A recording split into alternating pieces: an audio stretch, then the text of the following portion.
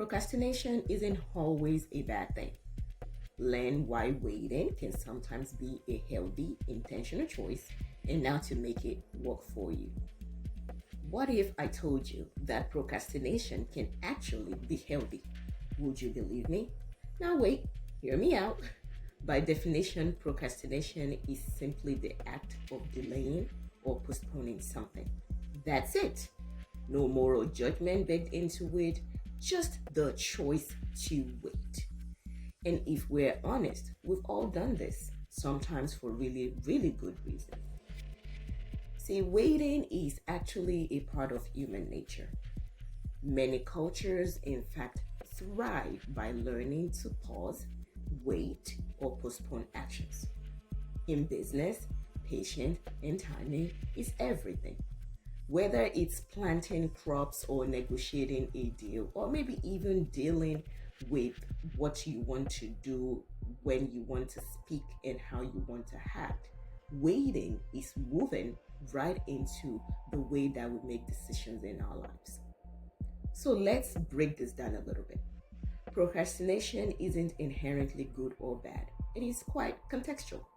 Sometimes waiting can save you from rushing into a bad decision.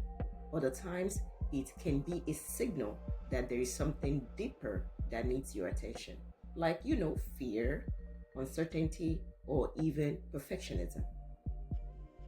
Now, you've probably been there. You want to do something, but you convince yourself it's not the right time. You rationalize it, maybe even overthink it, and before you know it, you are stuck in a loop, feeling guilty for procrastinating. But to be clear, procrastination isn't just a bad habit to fix. It's actually a skill that can and should be learned and mastered. Yes, you heard me, mastered. Here's what I mean. I spent a good chunk of my time as a clinical therapist teaching both adults and adolescents how to wait, how to pause, how to procrastinate with intention, and how to decide when not to procrastinate. Because waiting doesn't mean you're lazy or incapable. It can be a powerful tool if used the right way. And this is why I teach it. To do this, though, to procrastinate with intention, you need two things: excellent self-awareness and the willingness to reframe how you think about procrastination. First, ask yourself, why am I procrastinating? That is the self-awareness part of it. Is it fear, perfectionism, a lack of clarity, or maybe you just need more time to process? Once you are able to identify the reason, you can decide whether waiting is helping or hurting. As someone who grew up in Baltimore City but carries the cultural influence of my suburbs in Nigeria, I have seen both sides of the waiting versus the doing. Baltimore taught me the hustle, fast-paced, non-stop, get-it-done energy. But growing up in the suburbs of Nigeria showed me what lolly-jollying and just really taking your time really feels like.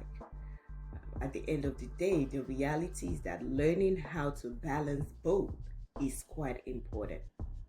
Waiting until the right moment, slowing down when it's necessary, can propel you to better decisions throughout your lifetime.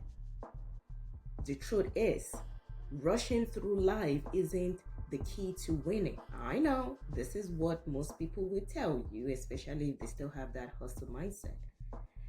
The truth is, rushing through life isn't the key to winning. It's about knowing when to act and when to hold back. And that takes self-awareness and practice.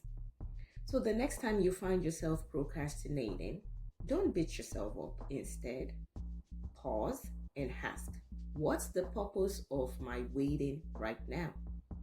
If it's intentional and productive, good for you, great. If it's holding you back, explore why. Either way, learning to wait is a skill, one that can make all of the difference in your life, and one that you must master as you move forward.